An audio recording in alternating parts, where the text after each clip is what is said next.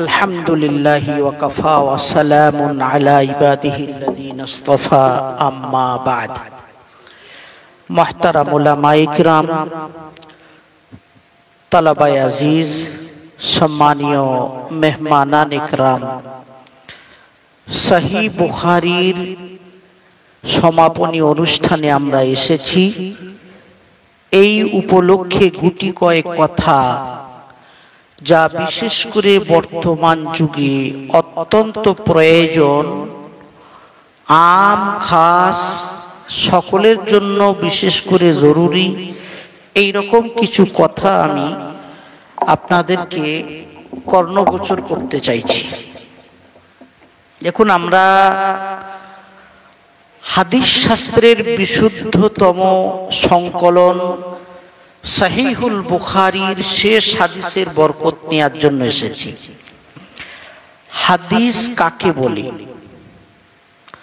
হাদিসের উপর আমল করার নীতিমালা কি, বিশেষ করে এই দুটি জিনিস আজকের জামানায় জানা খুবই প্রয়োজন। হাদিস কাকে বলে, কিতাবে কি লেখা আছে, সে ওয়াজ এ মাহফিলের জন্য খাটবে না। যেহেতু আমাদের সাধারণ শ্রোতা ভাই বন্ধুরা আছেন, তাই আমি খুব সংক্ষেপে সরল ভাষায় বলতে চাই। মুকাদ্দিমায়ে মিশকাতি শেখ আব্দুল হক মুহাদ্দিস দেহলভী রাহিমাহুল্লাহ লিখেছেন, হাদিস জুমহুর মুহাদ্দিসিনদের পরিভাষায় নবী সাল্লাল্লাহু আলাইহি ওয়াসাল্লামের বাণী, আমল ও তার মৌন সমর্থনকে বলা হয়। বাণীকে বলা হয় কওল, আমলকে বলা হয় ফেল, মৌন সমর্থনকে মুহাদ্দিসিনদের পরিভাষায় বলে তাকরীরি হাদিস।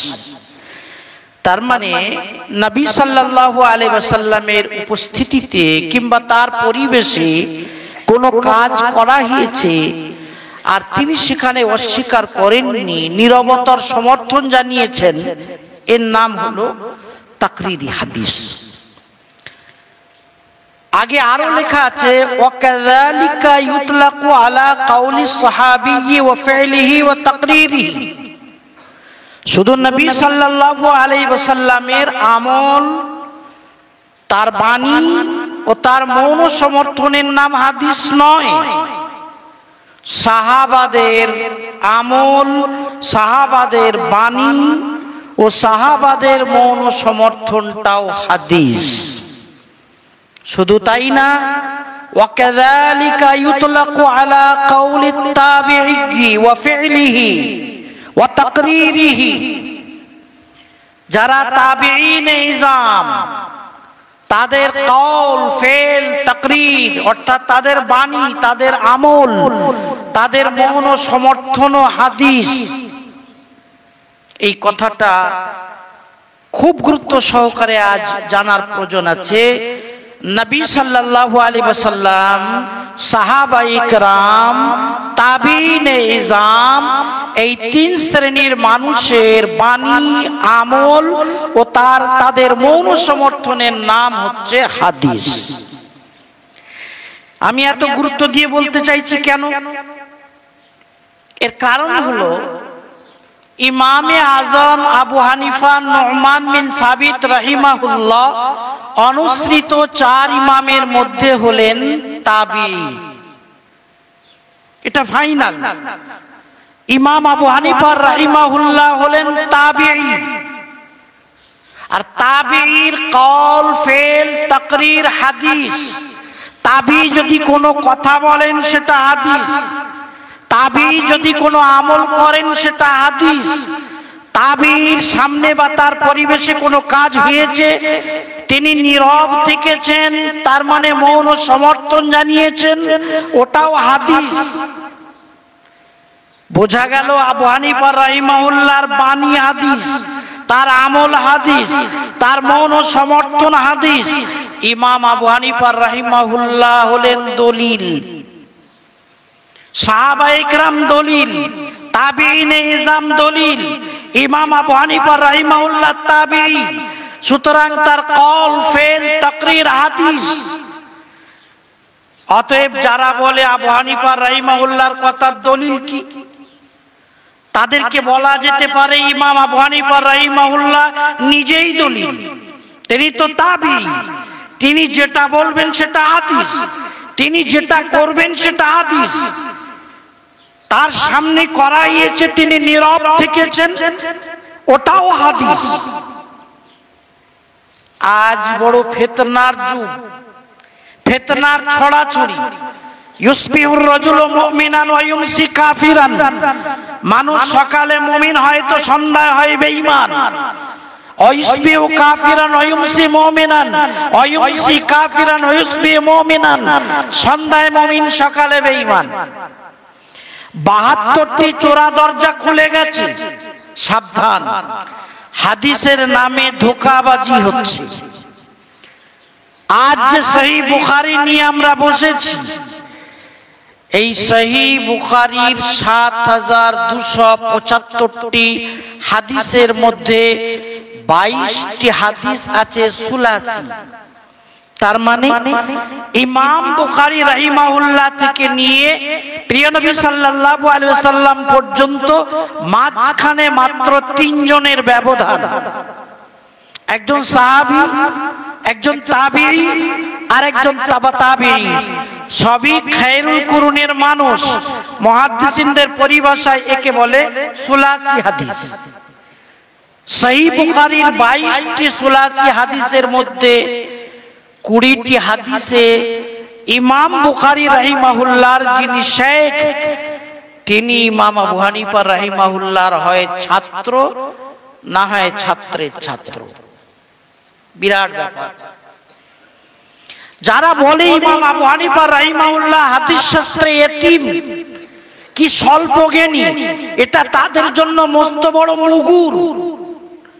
যে সহিহ বুখারী ছাড়া মাওলানা হওয়া যায় না, যে সহিহ বুখারী আসাহুল কুতুব বাদা কিতাবিল্লাহ, তার ৭,২৭৫টি হাদিসের মধ্যে 22টি হাদিসের 20টি হাদিসে যিনি ইমাম বুখারীর শেখ, তিনি ইমাম আবু হানিফা রাহিমাহুল্লাহর ছাত্র কিংবা ছাত্রের ছাত্র। তাহলে ইমাম আবু হানিফা রাহিমাহুল্লাহ হাদিস শাস্ত্রে কেমন জায়গায় আছেন, হাদিসের পাণ্ডিত্য তার কতটা ছিল, এ দ্বারা খুবই সুস্পষ্ট হয়ে যায়। অতএব যারা আজ হানাফি মাযহাব তথা ইমাম আবু হানিফা রাহিমাহুল্লাহর হাদিস নিয়ে প্রশ্ন তুলেছে, তাদেরকে আমরা পুনর্বিবেচনার আবেদন জানাই। তারা ভেবে দেখো, হাদিস এমন একটা শাস্ত্র, যেই শাস্ত্রে ছেলে খেলা চলে না। আমার মতলবের হাদিস তো আমি বললাম ওটা সহিহ, আমার মতলবের খেলাফ তো বলে দিলাম জয়ীফ। হাদিস শাস্ত্রে ওটা চলে না। কেননা হাদিস শাস্ত্রে আছে সনদ, আর এই সনদ যাচাই বাছাই করার জন্য 5 লাখেরও বেশি রাবি আছে। 5 লাখেরও বেশি রাবির জীবনপঞ্জি, তাদের বায়োডাটা, নাম, রিজাল শাস্ত্র আমাদের কাছে সংরক্ষিত। তাকরিবুত তাহজিব, তাহজিবুত তাহজিব, মিজানুল ইতিদাল, লিসানুল মিজান প্রভৃতি রিজাল শাস্ত্রের কিতাব আজও অবিকৃতভাবে আমাদের কাছে সংরক্ষিত। ইয়ারকি করার জায়গা নেই, জলঘোলা করার কোনো অবকাশ নেই। কোন রাবি সম্পর্কে ইচ্ছামতো মন্তব্য করলে হবে না। কিতাবপত্রে সুস্পষ্ট লেখা, ইনি সহিহ, ইনি জয়ীফ, ইনি কোন পর্যায়ের, ইনি মিথ্যুক রাবি, এনার জীবনী কি। এই 5 লক্ষ রাবির নাম, বাপের নাম, দাদার নাম, ওস্তাদের নাম, ছাত্রের নাম, কবে জন্ম, কবে মৃত্যু, তাদের মেধা কেমন, তাকওয়া কেমন, শৈশব কেমন, যৌবন কেমন, বার্ধক্য কেমন, দিনের উজালায় কেমন, তারা রাতের অন্ধকারে কেমন ছিলেন, তাদের উস্তাদ ও সমসাময়িকরা তাদের সম্পর্কে কি মন্তব্য করেছে। 5 লক্ষ রাবিকে 12টা ভাগে বিভক্ত করে এত সুন্দরভাবে রিজাল শাস্ত্রে আলোচনা করা আছে। কোন রকমের জলঘোলা করার অবকাশ কারো জন্য নেই। ইমাম ইবনে হাজার আসকালানী রহমাতুল্লাহ আলাইহি 15 খণ্ডের কিতাব লিখেছেন লিসানুল মিজান। লিসানুল মিজান, দাড়িপাল্লার কাঁটা। যে কোনো রাবীকে ওজন করে বলে দেয়া যাবে রাবীর ওজন কতটা। সুতরাং হাদিস আমার পক্ষে তো আমি বলে দিলাম সহিহ, আমার বিপক্ষে তো বলে দিলাম জয়ীফ। আজকের জামানার বড় ফিতনা। আর সব থেকে বড় কথা, যারা আমাদের কাছে বুখারী পড়ে, আমাদের মাদ্রাসা থেকে ফারেগ হয়, তারা যখন কোন মাস্টারের কাছ থেকে কিংবা কোন সাধারণ পড়ুয়ার কাছ থেকে কোন ইশকালের সম্মুখীন হয় যে সহিহ বুখারীর এত নম্বর হাদিসে এই লেখা আছে, বুখারীর নাম শোনার সাথে সাথে আমাদের ফুজালারা, আমাদের উলামারা, আমাদের কাছে যারা পড়েছে তারা এমন ভাবে পালায় যেমন হযরত ওমর রাদিয়াল্লাহু তাআলা আনহুর নাম শুনে শয়তান পালায়।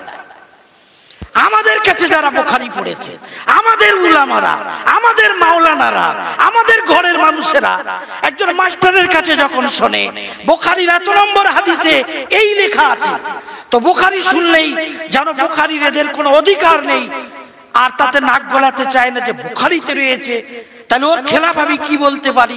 বুখারীতে কি রয়েছে? আল্লাহর কসম আজ 22 বছর হয়ে গেল মাছ পানির মতো আমরা হাদিসের সঙ্গে লেগে আছি। আমরা হাদিস শাস্ত্রের কোন হাদিস হানাফি মাযহাবের খেলাফ পেলাম না। সেজন্য আমরা স্টেজে চ্যালেঞ্জ দিতে পারি, মন খুলে কথা বলতে পারি, ঝুঁকি নিতে পারি। আমরা প্রত্যেকটা মসলা গবেষণা করে দেখছি। তাহলে আমাদের উলামা, আমাদের ফুজালা, আমাদের তালাবা, আমাদের মসলকের লোক তারা বুখারীর নাম শুনে পালায় কেন? বড় আফসোসের সাথে বলতে হচ্ছে, একজন ইমাম সাহেবের কাছে একজন মাস্টার 35টা প্রশ্ন লিখে বুখারীর বিভিন্ন হাদিসের উদ্ধৃতি দিয়ে ইমাম সাহেব, মাওলানা, আমাদের মাদ্রাসা থেকে পড়া, তার কাছে পেশ করেছেন। মাস্টার সাহেব জানতে চাইছিলেন মসলাগুলোর সঠিক রূপ কি। বুখারীর হাদিস এই বলছে, হানাফি মাযহাব তার উল্টো বলছে। বুখারীর হাদিস, বুখারী বাংলা বুখারী থেকে হাদিসগুলো উদ্ধৃত করে হাদিস নম্বর দিয়ে ইমাম সাহেবের কাছে পেশ করেছেন। ইমাম সাহেব তাকে খেদিয়ে দিয়েছেন, ভাগিয়ে দিয়েছেন। তুমি বুখারী কি বুঝবে? তুমি বুখারী কি জানো? তুমি মাস্টার সাহেব, এই বলে তার কাগজটাকে নিয়ে ফেলে দিয়েছেন। সে মাস্টার সাহেব হয়ে গেছে নাহলে হাদিস। বুঝতে পেরেছেন মাস্টার সাহেব ইমাম সাহেবের ভাড়ে নেই, হানাফিদের ভাড়ে কপ্পুর নেই, হানাফিরাও সব বোঝে না।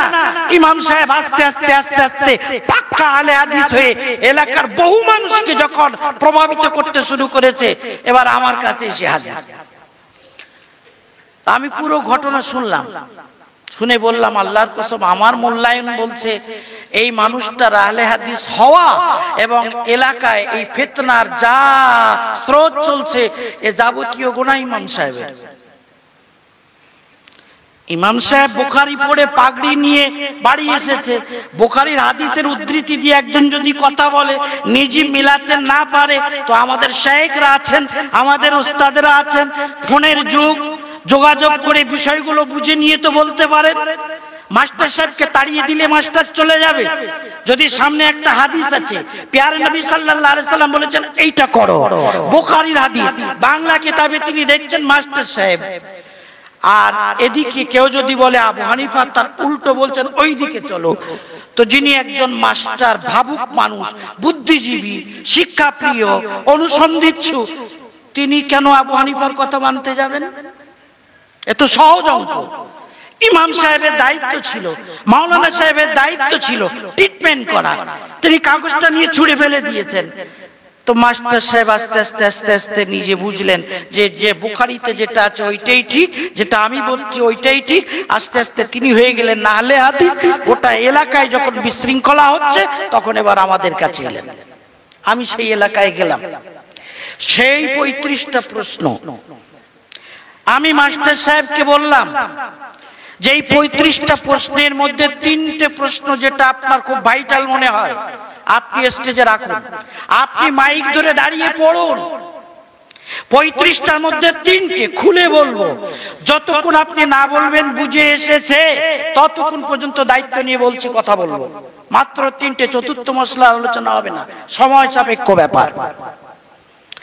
3টে মশলার উপর আলোচনা হলো সেই স্টেজে। আল্লাহর কসম করে বলছি, আলোচনার পর মাইক ধরে উনি বললেন, আমি আমার পূর্ব মতবাদ ছেড়ে দিলাম, আজ চাঁদ সূর্যের মতো স্পষ্ট বুঝলাম হানাফি মাযহাব খুব সূক্ষ্ম, এবং হানাফি মাযহাব হচ্ছে হাদিস মোতাবিক।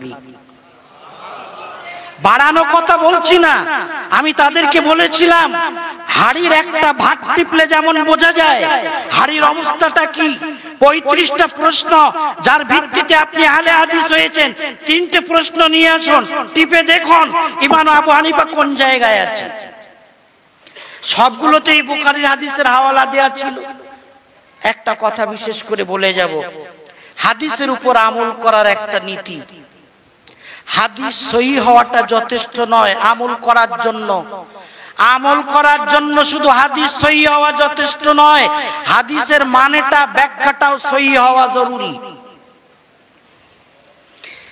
এই উসুলটা স্পষ্ট করতে যে আমি একটা ঘটনা বলবো। আলী রাদিয়াল্লাহু তাআলা আনহুকে খাওয়ারিজ সম্প্রদায়ের মানুষেরা কাফের বলেছিল। জঙ্গে সিফিনকে কেন্দ্র করে আলী রাদিয়াল্লাহু তাআলা আনহুকে কাফের বলে একদল মানুষ বেরিয়ে গেল, দল থেকে বেরিয়ে গেল এরা খাওয়ারিজ। তাদের তীরের উপরে ছিল কোরআন মাজিদ, তাকবীর দিচ্ছিল, স্লোগান কি, ইনিল হুকমু ইল্লা লিল্লাহ। সূরা ইউসুফের 40 নম্বর আয়াত। একজন বলতো ইনিল হুকমু, বাকিরা বলতো ইল্লা লিল্লাহ। তার মানে ফয়সালার অধিকার কেবলমাত্র আল্লাহর, আর আলী ফয়সালা করার দায়িত্ব দিয়েছে আবু মুসা আশআরীকে, সুতরাং আলী কাফের। এই স্লোগান দিতে দিতে দল থেকে তারা বেরিয়ে যাচ্ছে। মনে রেখো, ছাত্রদেরকে বলছি তথ্যটা ভালো করে মনে রাখবে। যত বাতিল ফেরকা আছে 72টি দল, এই 72টি দলের মধ্যে 1 নম্বর যাদের আত্মপ্রকাশ ঘটেছিল সর্বপ্রথম, তারা ছিল খাওয়ারিজ। নম্বর 2 শিয়া। প্রথমে খাওয়ারিজ, তারপরে শিয়া। এই দুটো দল প্রথমে বেরিয়েছিল। তীরের উপর কোরআন শরীফ, সূরা ইউসুফের 40 নম্বর আয়াত। যখন হযরত আলী রাদিয়াল্লাহু আনহুকে কাফের ফতোয়া দিয়ে এগিয়ে যাচ্ছে, হযরত আলী বললেন, দাঁড়াও, এই দাঁড়াও, কি বলতে চাইছো? বলে আলী কাফের। দলিল, বলে সূরা ইউসুফের 40 নম্বর আয়াত, ইনিল হুকমু ইল্লা লিল্লাহ। হযরত আলী বললেন, আল্লাহর কসম, ওই আয়াত যখন নাজিল হয়েছিল আমি আমার রাসূলের পাশে বসেছিলাম। বলেন, এই শোনো, আমাকে আমার রাসূল মেম্বারে দাঁড়িয়ে বলেছিলেন আবু বকর ফিল জান্নাহ, ওমর ফিল জান্নাহ, আলী ফিল জান্নাহ, উসমান ফিল জান্নাহ। 10 জনের নাম নিয়ে জান্নাতের সার্টিফিকেট দিয়েছিলেন। তোমরা সেখানে ছিলে না? আমার জন্য জান্নাতের সার্টিফিকেট দিয়েছেন আমার রাসূল। তোমরা কোরআনের আয়াতের আলোকে আমাকে কাফের বলে চলে যাও, এ কি কোরআন বোঝা? হযরত আলী তখন বলেছিলেন, কালিমাতু হাক্কিন উরিদা বিহাল বাতিল। আয়াত ঠিকই আছে, কালিমাতু হাক্কিন আয়াত ঠিকই আছে, উরিদা বিহাল বাতিল, ব্যাখ্যা বাতিল, মতলব বাতিল। খায়েশ পরস্তির কারণে আয়াতটাকে ঘুরিয়ে নিয়ে নিজের মতলবের সঙ্গে লাগিয়ে দেয়া হয়েছে। সুতরাং ওই আয়াতের অপব্যাখ্যা করার কারণে আমি তোমার সাথে সম্পর্কে তাই বুঝছি যে কথা আমার রাসূল আমার কানে কানে বলেছিলেন, ওগো আলী, তোমার উদাহরণ নবী ঈসার মতো। নবী ঈসার বিরুদ্ধাচরণ করে একদল মানুষ পথভ্রষ্ট হয়েছে, ইহুদিরা। আর নবী ঈসার মহাব্বতে বাড়াবাড়ি করে একদল মানুষ পথভ্রষ্ট হয়েছে, খ্রিস্টানেরা। ঈশ্বর পুত্র বলেছে তাকে। হযরত আলী রাদিয়াল্লাহু তাআলা আনহুর মহাব্বতে বাড়াবাড়ি করে শিয়ারা পথভ্রষ্ট হলো, তার সাথে দুশমনি করে খাওয়ারিজেরা পথভ্রষ্ট হলো। এই হচ্ছে 72টি দলের মধ্যে প্রথম 2টি গোমরাহ দল। প্যারে হাজরিন, হযরত আলী যে কথা বলেছিলেন রাদিয়াল্লাহু আনহু, কালিমাতু হাক্কিন উরিদা বিহাল বাতিল, সূরা ইউসুফের 40 নম্বর আয়াত ঠিকই আছে, তবে ওর ব্যাখ্যাটা ঠিক নেই, তাই আলীকে কাফের মনে করছো। আজ আমি সহিহ বুখারীর সমাপনী অনুষ্ঠানে বলছি, এক শ্রেণীর মানুষ কথায় কথায় হানাফি মাযহাবের খেলাফ হাদিস পেশ করে, যে বুখারীর এই হাদিসটা আবু হানিফার খেলাফ রাহিমাহুল্লাহ, হানাফি মাযহাবের খেলাফ। এখানেও বলবো কালিমাতু হাক্কিন উরিদা বিহাল বাতিল, বুখারীর হাদিস সহিহ আছে, একদম ঠিক, কিন্তু তার ব্যাখ্যার নামে অপব্যাখ্যা হচ্ছে। যেমন এই তো আর কয়েকদিন পর শুরু হচ্ছে রমজান মাস, শুরু হবে তারাবি নামাজ 8 রাকাত না 20 রাকাত, ঝামেলা সব জায়গায় ঝামেলা, 8 রাকাত না 20 রাকাত। এক শ্রেণীর মানুষ বুক ঠুকে বলছে, মিডিয়ায় বলছে, শত শত মানুষ বলছে, শেখরা কি বলছে, বুখারীর 2015 নম্বর হাদিস, আয়েশা রাদিয়াল্লাহু তাআলা আনহা থেকে বর্ণিত, তারাবি নামাজ 8 রাকাত। আচ্ছা, যদি 8 রাকাত তারাবি নামাজ বুখারী থেকে প্রমাণিত হয়, তাহলে কার খেয়ে কাজ নেই, আরো 12 রাকাত ধলতা পড়বে। আর আবু হানিফার কথা শুনি মিডিয়ায় একতরফা গোল দেয়া হচ্ছে, বুখারীর এত নম্বর হাদিস বলছে তারাবি নামাজ 8 রাকাত। আল্লাহর কসম, বুখারীর ওই 2015 নম্বর হাদিস কালিমাতু হাক্কিন উরিদা বিহাল বাতিল হাদিস সহিহ, হাদিস ছিল 8 রাকাত তাহাজ্জুদের, করে দেয়া হলো 8 রাকাত তারাবি। তাই বলছিলাম, হাদিসের উপর আমল করার নীতি হলো, হাদিস শুধু সহিহ হলে হবে না, হাদিসের মানেটা, হাদিসের ব্যাখ্যাটাও সহিহ হতে হবে। এক জায়গায় একজন আমাকে বললেন, হুজুর এটা কি করে বুঝবো কোন ব্যাখ্যাটা সহিহ কোন ব্যাখ্যাটা সহিহ না? হাজার হাজার শেখ তারা মিডিয়ায় বলছে আমাদেরটা সহিহ, আপনি আবার উল্টো বলছেন, কোনটা সহিহ কোনটা সহিহ না কি করে বুঝবো? বোঝার সহজ পদ্ধতি আছে। যে ব্যাখ্যাটা 1400 বছরের সলফে সালেহিনের সাথে মিলে যায়, ওইটা সহিহ। আল্লাহর কসম, আমরা বহু মঞ্চে চ্যালেঞ্জ দিয়েছি, 8 রাকাত তারাবি নামাজ আজ থেকে 100 বছর আগে পৃথিবীর কোন মসজিদে কোন ইমাম পড়েছে, একটা দৃষ্টান্ত তো দেখাও। পারিনি দেখাতে। আমরা বহু মঞ্চে চ্যালেঞ্জ করেছি, তারা দেখাতে পারেনি। বোঝা গেল 8 রাকাত তারাবি এটা জুমা 8 দিন তৈরি হয়েছে। রইল 20 রাকাত হানাফি, শাফি, মালিকি, হাম্বলি, সাহাবা, তাবিঈন, বুজুর্গানে দ্বীন সকলের ঐক্যমতে আজ যে 1400 বছর ধরে এর উপর আমল করা হচ্ছে। বোঝা গেল যে ব্যাখ্যাটা 1400 বছরের সলফে সালেহিনের সাথে মিলবে ওটা সহিহ, আর যেটা নতুন মতপথ হবে কুল্লু বিদআতিন দালালা। বুঝতে হবে বুখারীর হাদিস নিয়ে ছেলেখেলা হচ্ছে। আগুন যদি ভালোভাবে ব্যবহার করা হয় 100 দেগ বিরিয়ানি পেকে যাবে, আগুনটা নিয়ে যদি ছেলেখেলা করা হয় গোটা গ্রাম পুড়ে ছাই হবে।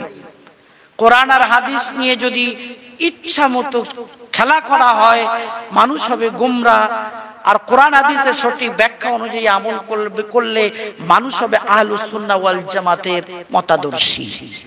শেষ কথা বলছি, হযরত এসে গেছেন। 72টা গোমরাহ দল আর আহলুস সুন্নাহ ওয়াল জামাতের মধ্যে মৌলিক পার্থক্য, কোরআন আর সুন্নাহ যেটা বলে আমরা আহলুস সুন্নাহ ওয়াল জামাত সেটা করি। আর বাদ বাকি 72টি দল তারা প্রথমে নেয় সিদ্ধান্ত যে শবে বরাত উপলক্ষে আমাকে এই বেদাতটা করতে হবে। আগে সিদ্ধান্ত নেয় যেটা করতে হবে। সিদ্ধান্ত নেওয়ার পরে এবার খুঁজছে কুত্তার মতো কোরআনের কোন আয়াত থেকে সাপোর্ট নেওয়া যায়, কোন হাদিস থেকে সাপোর্ট নেওয়া যায়। তাহলে বেদাতীরা তারা আগে নেয় সিদ্ধান্ত, তারপরে কোরআন হাদিস থেকে দলিল খোঁজে। আর আহলুস সুন্নাহ ওয়াল জামাতের মানুষেরা তারা কোরআন হাদিসের দিকে লক্ষ্য করে, ওখান থেকে যেটা বেরিয়ে আসে তার উপর আমল করে। আল্লাহ রাব্বুল